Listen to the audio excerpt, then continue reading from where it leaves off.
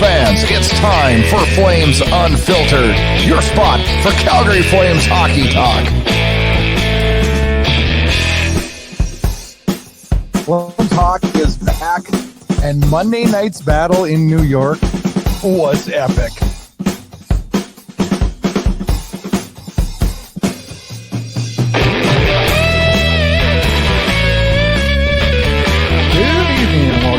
Edition of Flames Unfiltered, hosted by Brad Burud and Kyle Lewis. Kyle will be joining us very shortly here as he's on the road traveling, and Kyle and I were lucky enough to record a piece Sunday afternoon, and that will be played here shortly. We talk about the trade deadline, Brad Treliving, all kinds of really good stuff, and always fun to have good Flames talk with Kyle. All-Star Weekend, that is in the books, and I'm glad. I'm sick of that. I'm not a big All-Star guy, which everybody who listens to this show knows. I don't know. I don't really have anything else to say about it other than it was my weekend of the year where I have no hockey, and I had no NHL hockey. I had no junior hockey, and was it good for me? I don't know. Going into it, I thought I probably needed it. About halfway through it, I was like, oh my God, I would just give anything to watch a game right now. I don't know. Maybe it's because the anticipation for this, what the final 32 bring us, really. That's probably what had me wanting to get right back at it. Plus a good game in Seattle. Has my hopes up high, right? And you know what? Honestly, a good showing on Monday night in New York, and I'm thinking positive thoughts. I'm ready for normal hockey and normal week. This week's jacked in the major way. We added a Monday night game, which we had, and then we'll wait till Thursday while we're on a road trip, and then a Saturday morning game, and then a Monday night. I'm sorry, I like Tuesday, Thursday, Saturday. It's just the way I am. I'm a creature of habit and planning, and that fits my damn schedule better, right? But anyways, I am pumped to have hockey back. It's good to see the Flames back on the ice. It's good to have junior hockey Friday and Saturday night coming up for me. Some Flames during the day. I'm going to have a full-out hockey weekend, and couldn't be more happy and more excited for that.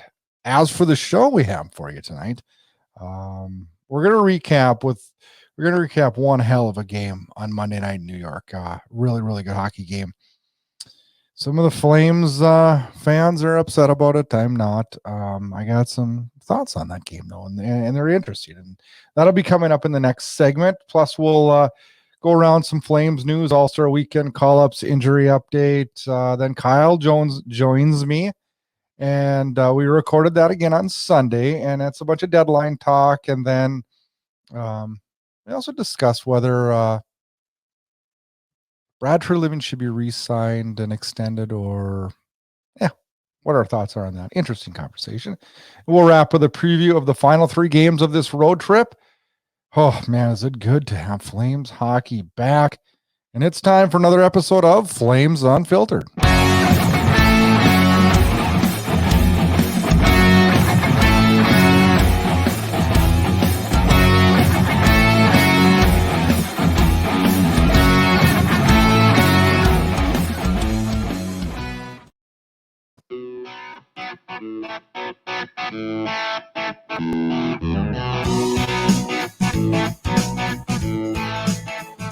Alrighty, Flames fans. After a 9-day break, the Flames take the ice Monday night against the New York Rangers, Madison Square Garden. The allure of the Madison Square Garden, I don't know. I didn't think that's a great arena when I was there, but I guess it is the greatest sporting event arena on earth, evidently.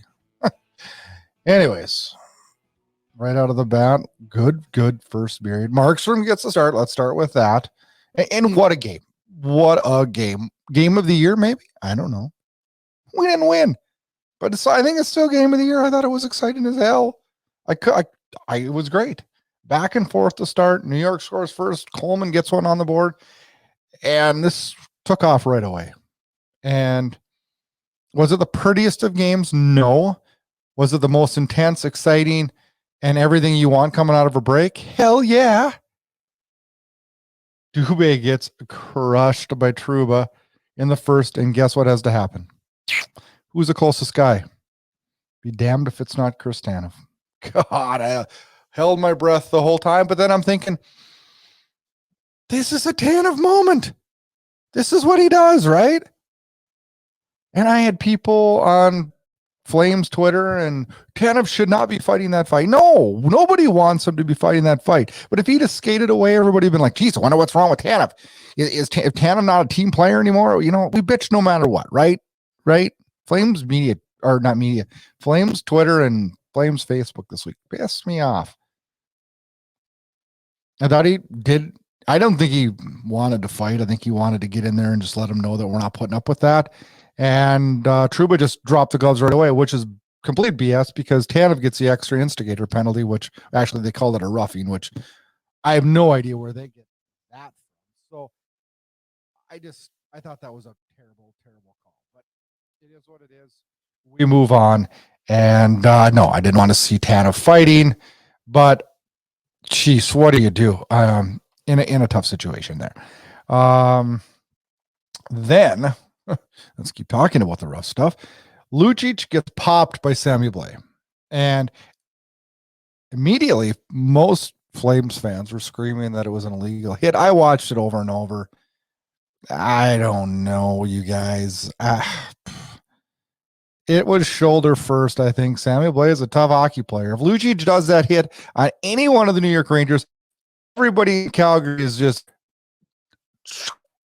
oh, no, that's fine. You're only calling it a penalty because it's Lucic. I don't know. The only problem I did have with this is I thought the check was legal. I had a problem with him getting an extra penalty. For instigator, how do you instigate something that didn't happen? He didn't fight anybody. So how the hell do you get an instigator? Uyghur does fight, and lefty KO. Whew. Did not know Uyghur could do that. I don't know. But I don't know how the hell Lucic gets a penalty. Kadri gets drilled by Trouba. One of the hardest hits of the year. There was a Red Wings hit that was... Reeves got a Red Wings player really good. Can't remember who it was, but that was a big hit. This was a big hit. And I got another question. So he gets hit like that, right in the head, right? No concussion protocol. I saw Cale Makar get hit last night, right in the head. No concussion protocol. What are these spotters looking for? Holy geez, what are you looking for? What has to happen? Might be the hardest hit of the year. But then Dylan Dubé has to go in and fight. Of all guys, Dylan Dubé. I don't know. I love the fact that our team stands up, and I wanted them to do that. Sucks we took extra penalties and they scored on it, but this may set a tone for the rest of the year. Sometimes these games right here, set the tone for how this team progresses through the year. I hope I'm right, but I loved every minute of it. It's pulled this team together. Not that they weren't together. This pulled them together. Now everybody was screaming why Lucic didn't go fight and why he didn't spend his second and third chasing around. And I was the same during the game. I was like, what's he doing? This is why we have him. This is the moments we have him. Now, officially after this game, I have no idea why we have him. I have no idea why we have him. I was ready for him to take a suspension and go lay down the hurt bag. Didn't happen. Now, I know in a tight game, it's a tough call whether you do that, whether you don't do that. I don't know. It made me question, and I know Kyle and I talk about it in section 2 of the podcast today about like what's his worth? What's Lucic's worth? What does he need to do for this team? I don't know. I thought we could have seen a little bit more from Milan Lucic in the third period that we didn't see. He has to be a force or he's useless on this team, and he wasn't a force for us. Then Majapani kicks one in. This is not a goal. I'm sorry, Flames fans. Send me the hate mail. I don't think any of us thought this was a goal. I'm like, what in God's green earth? What the hell are they call? How can they call this a goal? And then Coleman's last year in the playoffs wasn't a goal. What is the NHL doing?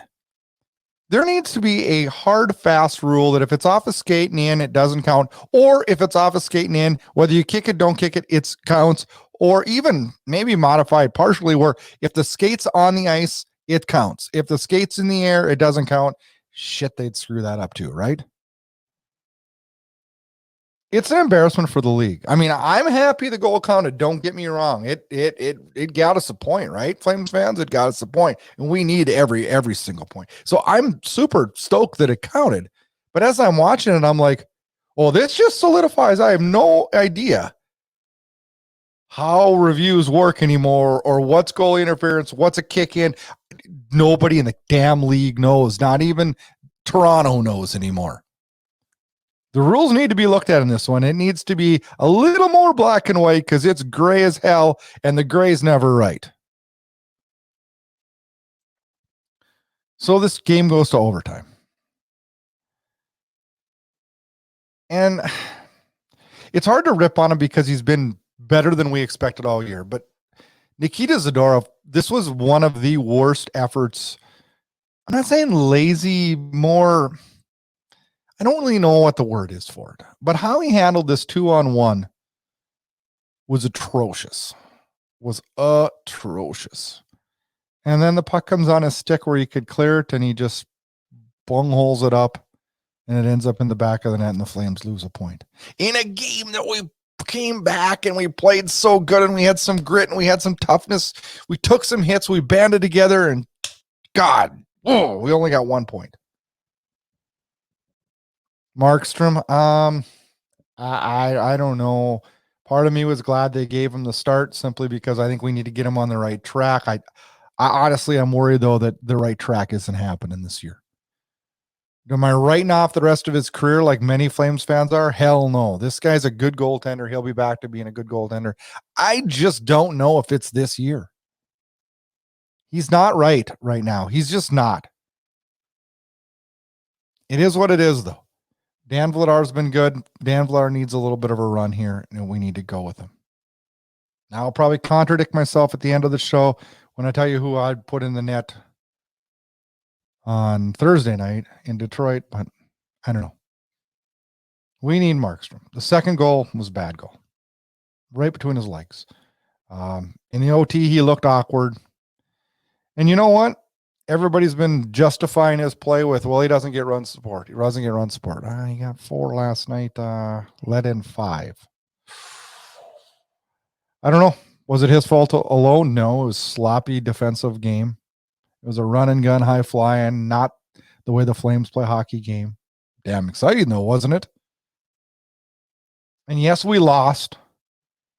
But the way we lost and how this game went out and the hard work I saw out there and how it didn't look like 2 teams coming off a break and how these players stuck up for each other, worked together as a team.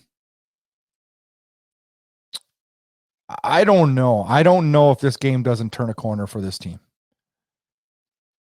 I don't know what wakes up and gets everybody going more than this game.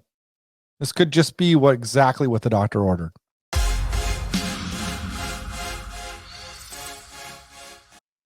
Time for a little bit of Flames news as the All-Star game did happen. Flames had 1 representative. Nazem Kadri was there, part of the Gong Show, maybe. That'd be a word for it. The only part I wanted to talk about is this. I follow a lot of other teams on Facebook, Twitter, everything like that. Not just the Flames, only because maybe I'll break it to you. I like to see what they say about the Flames sometimes.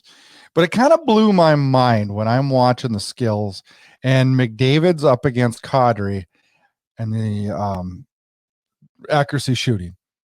He beats him. But the announcers don't even say that. All they're doing is talking about McDavid. They refer to him as McJesus. What's going on here? He beats him. And all they talked about was McDavid. And after it was over, they mentioned, oh, I think Kadri actually beat him. That's it. And then I got Edmonton Oilers fans out there saying he cheated. He was too far forward. He cheated. He cheated. Okay. Are we really testing full skills here? Do these matter? Was anybody trying? I don't know. But you're calling cheaters on this? Oh my goodness. Come on, Edmonton. AHL call-ups, call-downs, what do you want to call it, to the AHL Wranglers on the day before the All-Star break. The Flames sent down Peltier, Gilbert, Dewar. On Sunday, the Flames recalled Peltier and Gilbert. Dewar remained with the Wranglers. On Tuesday, which was yesterday, Dennis Gilbert was sent down to the AHL Wranglers. Calgary has one extra forward up front, which is Ritchie, and one extra on the back end to Connor Mackey. That's where we stand. As of their injuries, Ritchie looks like he's ready to go. Tanev returned to the lineup on Monday night. The Flames are 22-12-6 with him, 2-5-3 without him this season. They need Tanev. Critical player for this team. The Flames are pretty much healthy right now, with the exception of one non-roster player, Oliver Shillington, which we've talked about numerous times. I thought we would have some answers already, but we don't. So we move on. Today, the Flames currently have $3.5 million in cap space. Projected out to be $5.6 million at trade deadline cap space. I don't know. We'll see what this team does. I have my thoughts. I have my opinions on that. And Kyle and I will talk about that next on the show.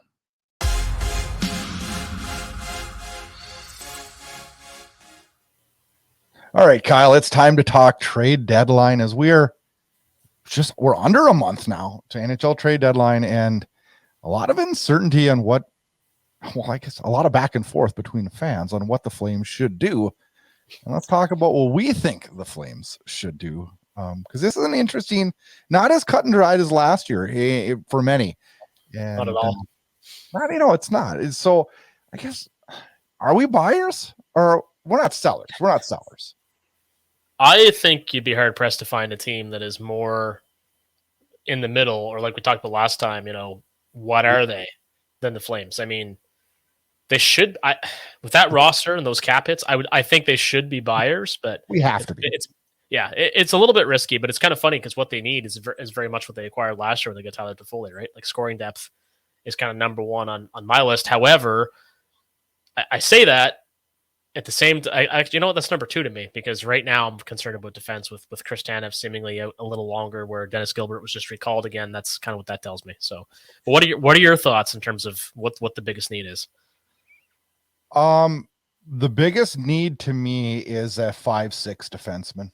Mm-hmm. I don't think Shillington's going to be back. I know we talked about that last week, and still no word, by the way, on that. But I think a 5'6" defenseman, and am I going too far in saying maybe 2 5'6" defensemen? Depends on the market. I mean, Flames aren't flush with assets, but was it 2 years ago that we picked up? I don't even remember. Gustafson and Derek Forbert. Yeah. I fun fact, I have Derek Forbert's red game-worn jersey from that very brief Flames tenure. Don't ask me why I have it, but I have it. I like Forbert. I thought he was. Well, he's been a great fit, and he's been a great fit in Boston too. Yeah. I think with those types of defensemen, like, there's more out there than we realize. I mean, how often has a team acquired a player? And again, I'll use David Stumko as an example. Like, you kind of pull him off a scrap heap somewhere else, and he's pretty good. Well, and it's not going to cost you that much. See, we're not looking for a top-end defenseman. We're looking for a hole filler, and I think we can get one of those at a reasonable price. So I also remember hearing a conversation that Brian Burke did years ago where he said, is 10 defensemen enough heading into a strong playoff run? I remember that, yeah. I don't know. That sounds ludicrous to even think that, but with the way this team is, and I do think this is a team that, okay, just by looking at the cap, and I did some studying on the cap this morning, and this team has to go all in this year. They really do. I mean, if you look at next year, we literally have $2 million in cap space free, and we're going to be down 4. We're going to need 4 players to sign. It's not going to even mathematically, something's going to happen to make it work. Yeah, of course. Well, I think, more to that point is the fact that the team is built such as they are, with regards to the cap hit and the marquee names they have, Huberdeau, Kadri. I think you can add Uyghur to that list, Tana, Markstrom. I mean, they, at this point in this core's shelf life, which, I mean, the core's changed with Gaudreau and Kachuk on, like, they don't really have a choice but to go all in. This is not a team that can rebuild with these types of contracts. No. And I think for Treliving's sake, in terms of his own job security, like, he knows that, but anyway, he's like, this team has to make the playoffs. They have to. So I think moves will be made. I do think that it's going to have to be UFA statuses. I mean, it's going to have to be pending UFAs that the Flames acquire. Well, pending UFAs or guys that we aren't, or nobody really is thinking of, guys who are maybe only have a handful of NHL games, kind of career journeyman types that UFA is most likely, but maybe has a small cap hit for next season and nothing beyond. Like, there's a little bit of flexibility there, I think. But the biggest difference this year to me is that I think, like Treliving has said in the past, like, well, we looked at some things, but nothing made sense for us, or we had some other irons in the fire. I think this time he's going to be way more aggressive because he knows, like, he's got to pull a few players in here. This is kind of, I mean, I don't want to say do or die, but in terms of his job, it very well could be. And I don't want to start some big discussion about his future with, the season only half or a little bit over half done. But based on everything he's done a damn good job. He's kind of at the back end of his tenure as Flames GM if this team doesn't take another step. Would you consider a scoring winger your second need then? Obviously, probably. Yeah, I mean, I think so. Now, one of the things we talked about last week, and we'll see more of it this week, hopefully, is like Peltier's role in that second line. Mangiapane's been heating up. Dylan Dubé's had a pretty decent year, so it might come from within. I mean, I think this extended break of theirs is a big help. So if there isn't a player there to be acquired for reasonable cost, or they can't fit into the cap, I think internally they might find a solution. But I think they've really got to, look around and see what's available for sure. Well, I think what really is going to determine that is what the game plan for the fourth line is and where Lucic fits in and everything like that, because I would love to see us add a winger. I mean, I think on the right side, we're pretty solid with Toffoli, Huberdeau, Coleman. Center, I love it. Lindholm, Kadri, Backlund. Yep. On the left wing, I mean, I'm not in love with Dylan Dubé on the left side, although I will say in the last few weeks, he's held his own and done just fine on that first line. Same with Peltier. I think he's done really, really well, and I would like to see him stay with Kadri and Huberdeau. Mangiapane is a great fit with Backlund and Coleman. But then it comes down to, well, what are we going to do with the fourth line? Yeah. And I don't know. I mean, if we could add a big-time scoring winger to take Dubé's spot, slide Dubé down to the fourth line with Lewis centering and Richie on the right-hand side, I don't mind that either. Richie or Dewar, Richie missed a fair bit of time, but again, as we talked about before, he's had a pretty good season, and Dewar's he looks like an NHL player. Yep. Oh, no, I've been pro. Yeah, so I think there's options there, but I think you kind of hit the nail on the head in terms of the fourth line and how you slot guys down, so to speak, and your ability to do that based on what you have at the top. So I've seen some different names batted around for like scoring wingers. Like one I saw today was Evgeny Dadonov, which is a really interesting one to me, but not one I'd necessarily want to roll the dice on. But again, if you get a player with that kind of skill, cheap, then you may as well, because worst case, he doesn't pan out. Let's talk about some of the names that we've heard in Calgary bantered around as wingers that we could possibly acquire. Not Sonny Milano, because he just signed a contract extension. Oh, we're not talking Sonny Milano. Names that keep coming up. I've seen Dadonov. I saw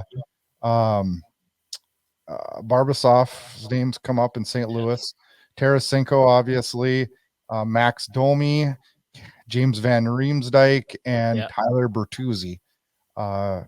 Any of those, all of which are pending UFAs, do any of those strike you as guys that would fit the spot we're looking for and move this team to another level?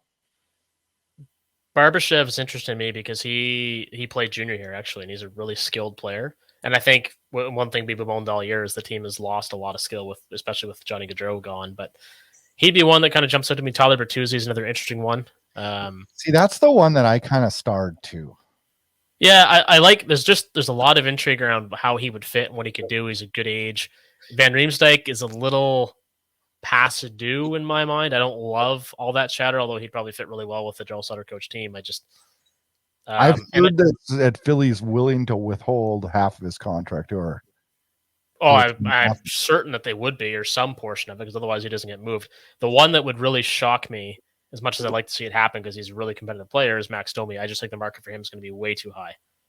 See, I don't know why my gut tells me that one. I don't know. I think he's fine. When we played Chicago a week or so ago, I was actually very impressed with his play, and I've watched him a couple other times this year where I thought, geez. But as a whole in his career, I've never really thought of Max Domi as, I don't know, that guy that changes a team. Well, he kind of had a rough go there for a little while in between. Well, I guess when he was in Montreal, he kind of fell off a bit. So I think that might be part of that perception of him. He's not a game breaker by any stretch in my mind, but he's the kind of player that, put him alongside skill players and he's going to produce. And his competitiveness, much like his father, is just really intriguing to me. And I think in terms of the care, and they always talk about character to the point of, ad nauseum, but the character that a guy like Domi would bring to the team would also be I think he'd slot right in with that group. And we talked last week about how close that group is. So I think that's a really important factor as well. Mm-hmm. We've heard the name Vladimir Tarasenko, and how do you feel when I say that name and him joining the Flames? Be a marquee name. I don't know what jersey number he'd wear. He's another 91, but I just don't feel like he fits. Does he? Is he a guy? Isn't he's so much on the back nine of his career that I don't know. And he's got and he'd be a rental. So I mean, yeah, I don't know. Got a great sniper, a great shot. I don't know what else he'd necessarily bring. I think he's a guy that as a deadline acquisition, he would perform well because I think he's due for a change of scenery, as some guys in St. Louis likely are at this point. But he's another one that I think the price is going to be really high, and I don't know that the Flames can meet it. And I don't, much to your point, I don't know how he'd necessarily fit. How do you feel? I mean, I'm real hesitant to give up a first round pick this year. Yeah, well, I think most of us are, right? Yeah. I mean, even at a 0.9% chance of drafting Connor Bedard, I mean, you don't want to lose your pick, right? Do you think though? I don't think any of these are the guys I'm naming off. Are these guys drawing first round picks? Do you think? Any other year, absolutely. This year, I don't know because of the the franchise player that's in play, and I think it's a fairly good draft outside of that. It is a very deep draft according to everything that I've been told. So first round picks are going to be in play for some of these guys, but they're going to be known later round picks for teams obviously that are making the push to the playoffs, or the asking prices, might be an extra, maybe a second and a prospect, so they don't have to give up their first. I think the market's going to change a little bit. So with that in mind, I think what we kind of identified as one of the more pressing needs, you and I both, one of the names I've heard for defensemen batted around is Luke Schenn. What are your thoughts on that? Love it. I have him starred and circled on my list. On my starred and circled both. Wow. He's the guy. Last year, and I probably shouldn't even bring this up because this is not one of my finer moments, but I was all about bringing in Yarncroc last year. I thought he was going to be. Most of us thought that, I think. And when Treliving brought him in, I'm like, this guy's did everything. He brought in Toffoli for us. He brought in Yarncroc. I mean, he did everything a GM can do last year. Yep. He did. Yep. And this year, he's done very well with the Huberdeau situation. Bringing in, we can say that Huberdeau has been struggling, but I mean, it looks a hell of a lot better having Huberdeau on your roster and the potential for what he can be over the next 8 years than just giving up Tkachuk for who knows what. I think we've done pretty well, but Luke Schenn is a guy that I don't know. I mean, I've never been that excited about Luke Schenn as a player, but I feel like he's exactly what we need right now. Exactly. I find it really funny in a way because I didn't think anything of him. I didn't really care, but he certainly didn't impress me in the least. And I think it's because he was a young defenseman in Toronto.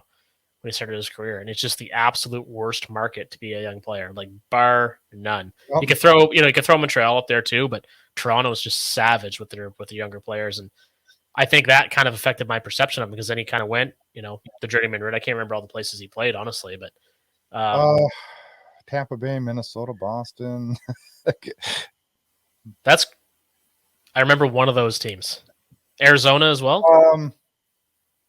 No, I'm sorry. No, he was not in Minnesota. Let me look that up. Now you got me wondering here. But it kind of proves my point, though. He's been flying under the radar for years now, and I mean the consensus seems to be he's a pretty decent player, and he's definitely a Daryl Sutter type player. So there's no question they're looking at him. But I mean, in terms of other defenseman names that have come up, there's been none that have really struck me realistic. Jake, I'm looking it up as we speak here, but Jake McCabe's name's been brought up, and okay, he's been in Toronto, Philly, and Arizona, Vancouver, and Tampa. I was right on Tampa Bay. I was wrong on the Minnesota. Yeah, he was a Stanley Cup rental. Yeah, he's been in Anaheim too. Holy wow, he's been all over the place. Yeah. See, and I would challenge any of our listeners to tell me they knew he played for that many teams, because I don't think many people would know that at all. No, he was in LA too for a while. He played 43 games with the Kings too. Man. So he's played 1, 2, 3, 4, 5, 6, 7 teams, and he's on his second stint with the Canucks. Oh, so he's been second. Wow. Second stint with the Canucks. I would have guessed 4 teams. That would have been my guess. Oh, that's man. Wild. That's crazy. So, and the way he was touted in Toronto, you never thought he'd be that kind of guy that would bounce around. But obviously, he's effective to some extent because teams are inquiring about him. I'm going to name one more player on defense for years I've thought he was going to end up in Calgary, and I have no idea why. But Matt Dumba's fallen out of sorts in Minnesota. Yeah. Has been healthy scratched. Is this guy problematic, or is he just not fitting into Minnesota, or what's going on with him? And is there any chance that he could land in Calgary? Well, he's from Regina. I just looked that up because I knew he was from somewhere in the West. That alone makes him probably somebody they're going to look at. But I don't know what the scoop. I remember his name in trade rumors. Maybe it was last season. Yeah, early last season. Yeah, it's come up a few times. So he could definitely be a fit. I think he's a guy that definitely needs to change the scenery, especially if he's being a healthy scratch, because he's a very skilled player. So I could see him having a later career resurgence, kind of like Eric Stahl did potentially. Mm-hmm. But I don't think. Well, I shouldn't say. I guess the asking price is what I'd be curious about. What do you think the market would be for a guy like Matt Dumba? I don't know. He's making $6 million. Minnesota's almost kind of driven his worth out by not even playing him.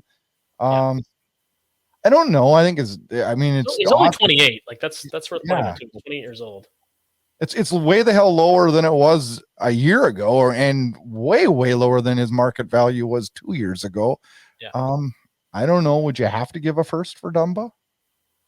They're going to want one, but I think you could do just because the cap relief too for the Wild. I think the prospect in a pick, like a second pick, mm-hmm. and not a blue chip prospect necessarily, but a good solid prospect and a roster player probably gets it done. I'd be curious if that fit. I hadn't thought of that name. I don't even know if I'd heard it mentioned with regards to the Flames, but that's a name that really I haven't heard a lot of rumblings of it this year. Like I said, we've had in the past, and I don't know. My guts always said I just felt like he was going to end up here, and I'm going through the charts over the last couple of days of pending UFAs and guys that are. I mean, to me, it's crazy Minnesota would move him when they're in the middle of a hunt for themselves. But if they haven't been playing him and he could bring them something else, even something they could flip into something else. I don't know that it would be off the table. And I don't know, he might be a guy that would. I know we don't have a lot of money to be re-signing people, but I mean, you just don't know what's going to happen during the offseason that's going to allow the team to free up some cap space either. Yeah, well, I mean, look at last season when they unloaded Monahan's contract, right? I mean, it's certainly doable. But yeah, he's a name to keep an eye on. I'd be curious. That could be a hockey trade too. Maybe another team has, whether it's the Flames or somebody else, has a player that's underperforming and say, you know what, like if there's some salary retention here, let's switch a couple of guys who aren't, carrying the ball like they used to. Do you trade Dylan Dubé for Matt Dumba? I was thinking that before you asked it. Honest to God, I was. If there's some salary retained, because I think Dumba would have 1 year left. I think Well, he no, signed an extension. he's a pending UFA. Oh, he is. That'd be a scary trade because you don't know that he's going to re-sign. Well, you don't know he's going to resign, and you don't know if Dubé's got another gear he hasn't hit yet. So, But how many years are we waiting for Dubé to hit another gear? And he's been really good as of late. So this is probably not the time to be questioning Dubé's future. But yeah, I don't know. Do you feel like he's another level? I mean, I don't. I mean, if you could bring in Matt Dumba and then bring in a big scoring forward, one that would fill Dubé's spot, boy, whew, all of a sudden this team's roster looks a lot different and a lot stronger. Yeah, and I think they have the forward depth to potentially replace him if, Jacob Peltier or maybe a Connor Zary can, if Zary was to be recalled, find another gear. So in that case, I think I'd do it, honestly. I like Dubé. I picked him as a guy who's going to, break out this year, and he has to a point. I would agree. Yep. To a point, not setting the world on fire, but it doesn't, a team that's underperformed like the Flames have, I don't have an issue with shaking up the roster. You're not going to trade a Kadri, Huberdeau, or a Tanev, obviously. No. But also, you slide Dumba in. Yep. And then you slide Tyler Bertuzzi into Dubé's spot. Yep. I don't know.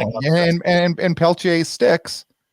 I don't know. I'm looking at this roster as pretty. Well, I think some modifications like that, along with the fact, and I'm going to go on a limb here and say it as a fact, I expect Huberdeau and Uyghur to be much, much better after this break. Much better. I think Uyghur's going to start to pick up a few more points.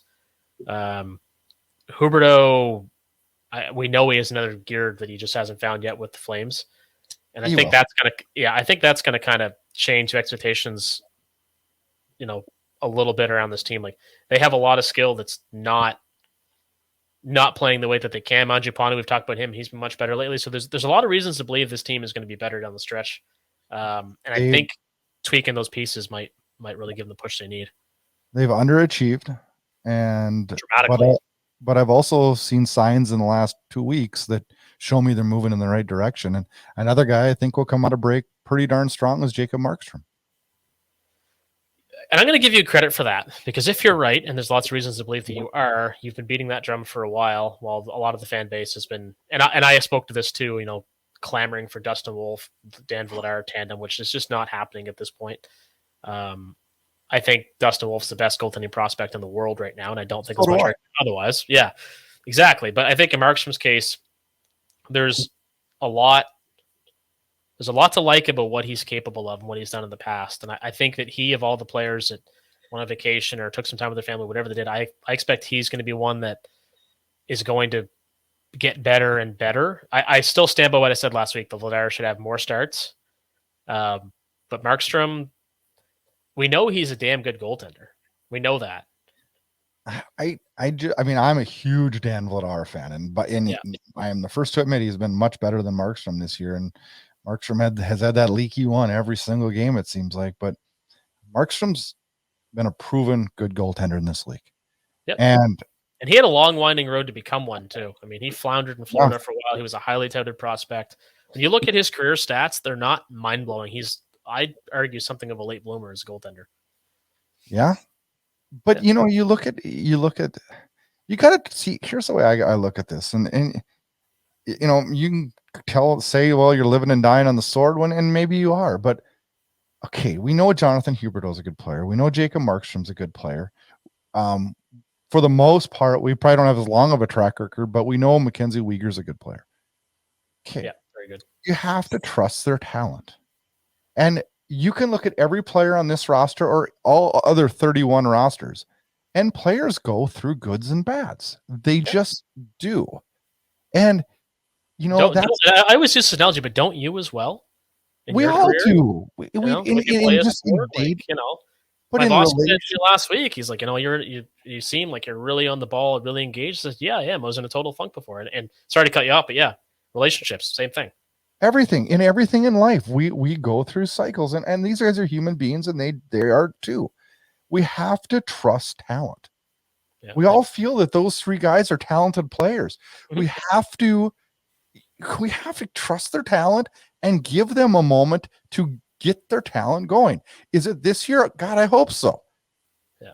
But I can't see these three players that everybody's been harping on all season just falling off the face of the earth and not being good hockey players anymore. I just don't. It doesn't. It doesn't happen like that, you know. Here again, like it's so frustrating because there was that phase last summer where, as a fan base, like we were just like you couldn't have been more defeated in terms of how an off season went. You know, after Gaudreau had left, then when it came out, Tkachuk wasn't going to stay. It was like, man, like I remember you and I talking then. It's like it was depressing. I mean, as far as hockey goes, in terms of the rest of the things going on in my life, that's about as depressing as it can get since 2004 when they didn't win the cup. well, and all I could think about in my head was, Kyle, do you know what it's like doing a show for a team that's in the dumps? Like, it's hard to do a weekly show for a team. Yeah, and that's winning. around the time you asked me to be co-host. I know. So I'm really only here because you were depressed last summer. Oh, geez. Well, it is. It's a hell of a lot easier to do shows when you're winning than it is losing. Oh, absolutely. I mean, I think unless you're in a firm rebuild with A-list prospects and something to look forward to, because when you're in this middle ground where you draft like 9th to 21st every year and your team keeps going out in the first round or missing the playoffs, I mean, that's pretty tough. But I get my point, I guess, in all this was that those players get traded to Calgary, like Uyghur and Huberdeau. The Kadri signed there. Like, just because they haven't performed as well as we might have hoped, now Kadri, I would argue, has, like, they're still marquee names with a ton of talent, and they're not going to be as bad, for those on YouTube, air quotes, as bad as they have been at times this year. Like, they're really good players. So to sit there and bemoan what happened last summer, like, you could have got absolutely nothing to replace Gaudreau, and you could have got a hell of a lot less for Tkachuk than what you got. So are we really in a position to sit here and complain about it? No matter what happens in terms of making the playoffs or not, obviously be a huge disappointment, but you cannot argue with the return of those players. Any GM in the world would have made that happen with Florida if they could have. Absolutely. And that's why, I mean, I'm going to touch on it in segment 2 on the show today and talking about the future of Brad Treliving and how I feel like he's, I don't know, maybe taking some unfair heat, because if we would have played a game on the night when Tkachuk said he's leaving, we could have said, all right, option A, we get nothing, and we're just going to, we get a couple draft picks for Tkachuk, and we're going to just start a full rebuild. B, we're going to get some serviceable players and XYZ, right? And then C, we're going to get Uyghur and Huberdeau. Every single Flames fan and anybody that loves hockey, knows anything about hockey, would have been like, I'm taking C. Yeah, absolutely. And I mean, even then, when you think about return in past trades, the only one in recent memory that it's like, man, that was a good return was the Carolina trade. Everybody lauds for, getting Hanifin and Lindholm. And you know what? Carolina would probably say they liked the trade too. Especially at the time. Michael was a great player. I mean, there was all kinds of reason to like that. But in terms of what you get in other trades, either they're fairly minor trades, you get fleeced like they did in the Marcus Savard trade, the Dion Phaneuf trade, obviously the Doug Gilmour trade. But it's kind of funny, like we've gone down this road, obviously, with talking trade deadline, but what they got for Tkachuk was remarkable. And regardless if, Huberdeau ends up with 55 points instead of 115, it's still remarkable that they got him, because in any past trade that I can think of, apart from the few we just mentioned, the return is typically middling, or you're trading scraps for scraps. Like, I'm thinking about guys that have come through like Chris Higgins or Alish Kotelik, guys in the back nine of their career that they used to be able to score. They didn't do a damn thing in Calgary. And I'm not shitting on those players. It's just that's the reality. Yeah, like Owen Nolan was fun to have for a while. Tony Amani was a really cool name to see in a Flames jersey. Yeah, I mean, but seriously, like, what were we thinking? I mean, I don't know. It didn't work for the Leafs all the years. They did it with Alex McGillney, Owen Nolan, bringing back Doug Gilmour. But anyway, we're kind of losing the plot a little bit here. I just think that people need to keep that trade in perspective. And the reality of it is, it was a fantastic trade, regardless of the term and dollars doled out to Uyghur and Huberdeau. Like, you can't do better than that as an NHL GM. Now, because of how long Treliving's been GM, which is since 14, 15, I believe, when he took over for Brian Burke, he's almost 10 years into this gig, and he hasn't got them past the second round. I shouldn't say he hasn't because he's done his all, but his team has not. So I think with this roster loaded the way it does, there's a chance that he could end up losing his job if they miss the playoffs. But at the same time, I could see every reason why they keep him. And if he did lose his job, it's not because he didn't do a damn good job, it's just because, listen, we need to go in a different direction because, he's tried everything and just can't seem to make it happen. Would you, before we got to get back to the trade doc, but before, would you be afraid? Okay, we're going to go in a different direction. Would that scare you as a Flames fan, or would that be something you would? I mean, obviously, we don't know what direction that is. Well, and that's the thing. But I mean, the only direction that logically stems from that is something of a rebuild because. But we're in way too deep to rebuild. That's the thing. So how do you tweak on the fly? That's one of the hardest things to do in a cap world, right? That's why it's amazing that teams like the Kings are able to win a few cups, or the Lightning, the Avalanche could do it. I mean, that's remarkable because there's so much parity and so many cap issues. But I guess you just kind of answered your own question or answered it for me. I don't know who could do a better job on the fly like Treliving has, because you're not getting rid of those massive contracts. No. I think the best guy I sound like I'm Brad Treliving's agent here, but like I might be after the show. Yeah. I mean, all in all though, I just look at his amount of work and what he's done, and it's been pretty damn good. Considering where we were before Brad Treliving, right? Yeah, absolutely. One more trade thing I want to talk to you about before I let you get on with your Sunday afternoon. Reports came out from this week from multiple sources, none being which I would consider super credible, but I don't know. It got me thinking that there was interest from an Eastern Conference powerhouse from Milan Lucic. I heard, I saw that too. Actually, I was wondering where you're going with that at first, and as soon as you said his name, like, yeah, I did see that headline. What did you think when you saw that? Intangibles, toughness, all those buzzwords that people like Daryl Sutter like. If you can get anything of note for Lucic, like a third, let's call it a third rounder and up. And because his contract's expiring, so,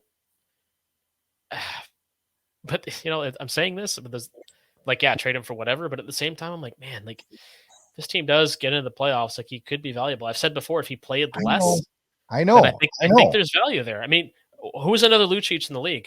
Ryan Reeves.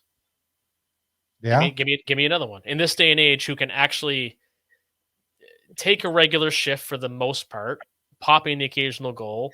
Drop the gloves, obviously, and like, remember when he destroyed Matt Duchene last season? That was the background of my phone for like a month. The thing beautiful hit. Yeah, the thing is, like, we all know Milan. We can't use Lucic's salary in this because we all know it sucks. But if he's used properly, and you've been tooting this horn since I met you, that he's being used incorrectly. He needs to play every third game. Against the opponents, we need a guy like Milan Lucic, not running them out on the second line and crap like that, but like use him properly and I'm fine. But at this point right now, looking at, maybe Pelche sticking, maybe adding another left winger, Richie could serve as a force for us physically. Walker Dewar's not a fighter or anything like that, but is a tough physical player. Like, I don't know, like, if that frees up some stuff for us to bring in a better left winger, like, I'm all for it. I can't imagine a team would give anything for him, would they? I think they would, because again, the buzzwords I threw out when you asked the question, they resonate with a lot of people, even in a day and age where, the enforcers are gone almost, really entirely, apart from guys like Lucic and Reeves, and you still have to be able to take a regular shift. It's not like 20 years ago when you barely had to be able to skate, like, when Rocky Thompson was flying around, his hair was flying around, I should say. there's still people that or teams that value that. And I mean, there's so many. It's such an old boys club, the people that run this league, right? And I'm thinking right now, Jim Rutherford and his stupid comments during the Bruce Boudreau fiasco. Like, there's so many old men in this game that think that being big is like essential in hockey, and it's definitely an asset if you can skate, among other things.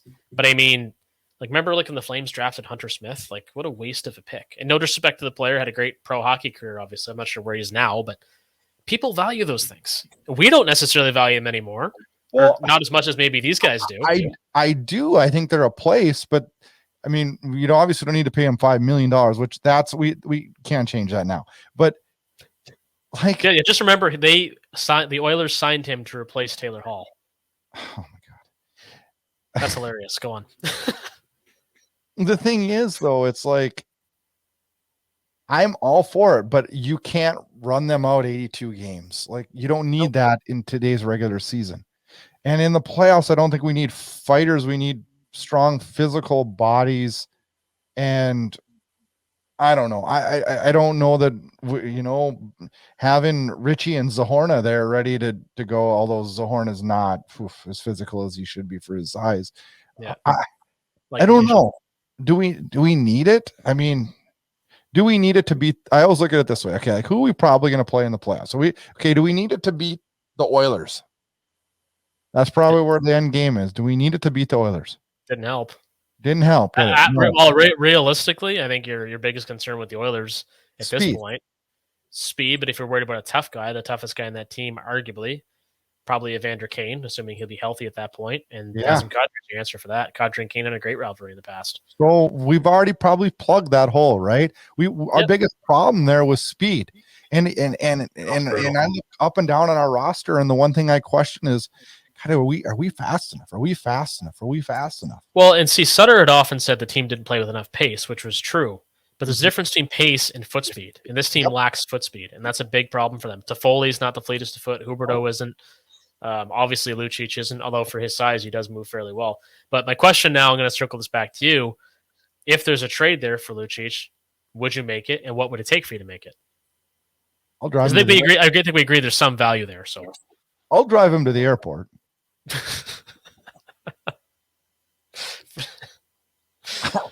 I'm sorry. I understand. So you're done. You're willing to move him out for whatever you could get. Yeah. And I know we're not going to get much because it's late. And then, I mean, I don't think we're going to get I don't think we're going to get much, but okay. I just look at this team and how we built it last year for the playoffs, and it didn't work. And we were slower, and he's not making us any faster. And a Richie on the wing, who I sound like the biggest Richie proponent. Treliving and Richie are going to probably send me cards after this show, but I don't think he helps us as much as his slow foot speed hurts us. I would agree. And actually, when you mentioned Richie again, I just thought in terms of toughness, again with the air quotes, when he knocked out Jujhar Khaira with the Oilers 2 seasons ago in that fight. And let me be clear, that was really scary to see that because it was lights out. I don't like seeing concussions, but fighting still happens in hockey, and Richie, he can play that role. I mean, that's one of the roles he needs to play to keep a regular spot in any lineup, I think. So, I mean, when you take Lucic out, we're still a big, strong, physical team. Mm-hmm. I mean, Kadri can play physical. You got Zadorov. Let's remember too that fighting and physical are not the same thing. Sometimes fighting is a part of being physical. Look at Dennis Gilbert. I mean, he fights seems like every game that he plays. Yeah. But Kadri's physical. Like Backlund is great in the forecheck. I mean, a physical game isn't predicated on fighting. So you take that element out of it. I think you've got me convinced too that you take what you can get to move on from him. But I do think they can do reasonably well in a trade. I think they could get a 3rd-round pick for him for a team that really values those intangibles that I mentioned. And I think what you do is, I mean, you use that to pick up. I mean, you use that open slot to pick up, a better left winger, whether it be, I mean, even I like Van Riemsdyk's net presence. I think he's a little old, but we're not re-signing him anyways. So you could probably get, Bertuzzi would be probably my main target up front. Yep. But So I subtract Lucic from our 12 and add Bertuzzi. Are we a better team? 100%. Yeah. 100%. I just feel like I'm that was probably rhetorical, but I felt the need to answer it just the same. yeah, it's Just for emphasis. I don't know. Do you think this deadline is going to be a busy deadline, or are the cap constraints going to hinder it? I find teams are getting more creative all the time. I don't think we're going to see, a few years ago where we had, I don't know what the numbers were, like 50 trades or whatever, or 40 some. I can't remember what it was, but I think it's going to be steady. But I don't anticipate it being crazy. What are your thoughts? I don't see it being crazy. I think it's going to be, there'll be moves, obviously, but it's going to be hard. And I think we'll see a lot of the moves prior to the cap, simply because difficult trades take time. And if you're waiting until deadline day, it's hard to take time. Oh, that's like the Toffoli trade last year. Yeah. Ahead of the deadline. And I think, I think there's the reason it might be a little busier than normal is there's so many teams that are on the bubble. There is. And there's a lot of decent players available. When you start rattling off names like O'Reilly and Taze and possibly Kane, and you look at the list, and there's some big names that could be moved this deadline. So it really, really, really could be interesting, and it's going to be fun to see how the Flames react, and a lot of how the teams in the Pacific react. With Stone going out in Vegas, I can't help but think they're going to be wild and crazy to make moves, and I feel like Edmonton's got to be poking around for some extra depth, and it'll be interesting. Should be interesting. Yep, it will be for sure. Coming, it's getting closer and closer. I think you're going to start seeing trades in the next couple of weeks, like I mentioned the Toffoli one last year. I think that'll you should see the kickstart here soon. It may be the Horvat trade was kind of the first domino of the fall. Yeah, and I think we will too. I think we'll see. We'll definitely see some action as teams get back to action on Monday night, and I cannot wait for them to get back to action, because this break has seemed really, really long. So yeah, you were clamoring last week, so you must be in withdrawal mode at this point. I'm ready for hockey again. I am. Yeah. I think it's maybe the excitement of what this break will do for the team. Again, COVID break last year was fantastic for them. Not ideal circumstances, mind you, but it was great. And a lot of this team has changed, but a lot of it's the same. And this is the time when you want to get hot. So hopefully that's the case. Absolutely. Well, I appreciate you stopping on, Kyle, today and joining us in this segment. And we're back Wednesday or next week again for a regular episode. But safe travels this week, and we will talk soon. Much appreciated.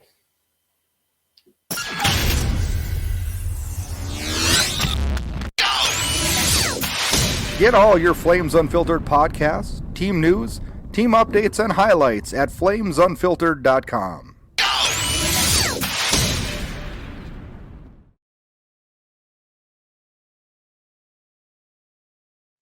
The four-game road trip continues for the Flames. If you're Daryl Sutter, you're calling this a 5-game road trip.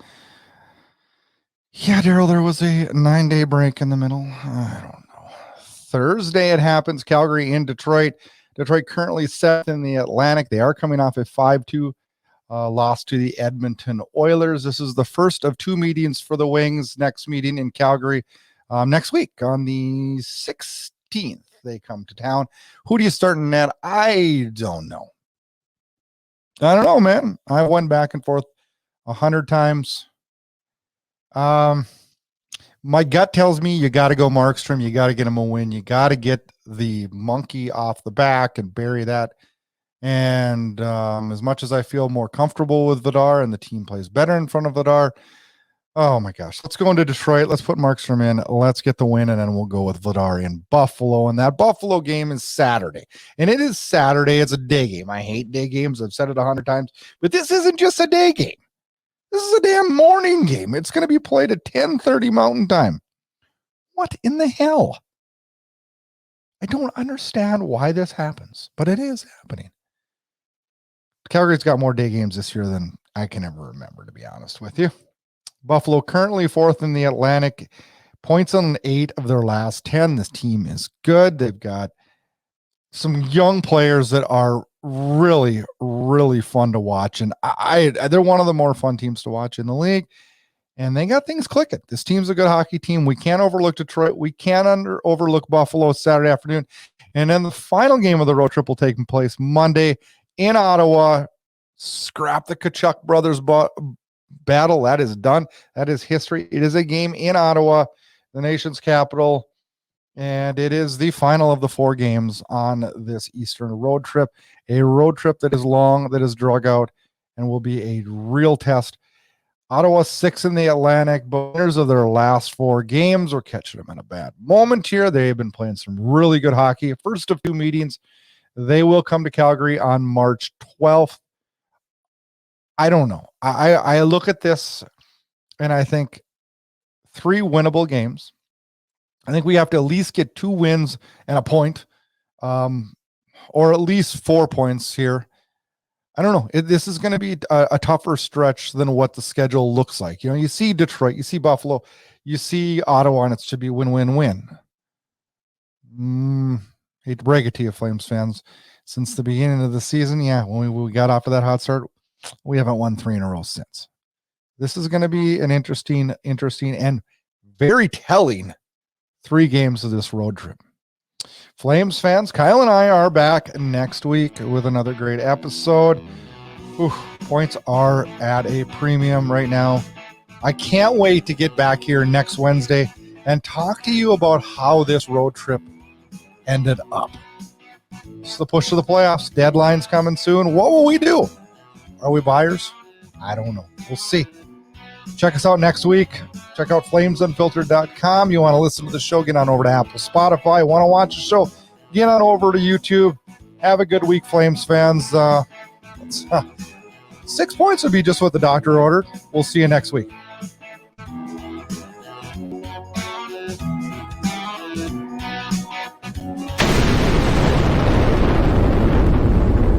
Get connected. Flames Unfiltered can be found on Twitter at Flame Unfiltered. Check out the Facebook page at Flames Unfiltered. Host Brad Burud is on Twitter at Brad Burud, and host Kyle Lewis is on Twitter at VanLewis14. Like what you hear? Rate, review, and subscribe on Apple Podcasts. Flames Unfiltered can be found on all the major podcast players. Want to watch the show? You got it. Check out Inside Edge Hockey Media Group for every show. Subscribe while you watch. Thanks for listening, watching, and interacting. Enjoy the hockey action. We call them play on! Yeah, baby! Play on! Yeah, baby! Thanks for tuning in to Flames Unfiltered. Check back for more action-packed Calgary Flames talk.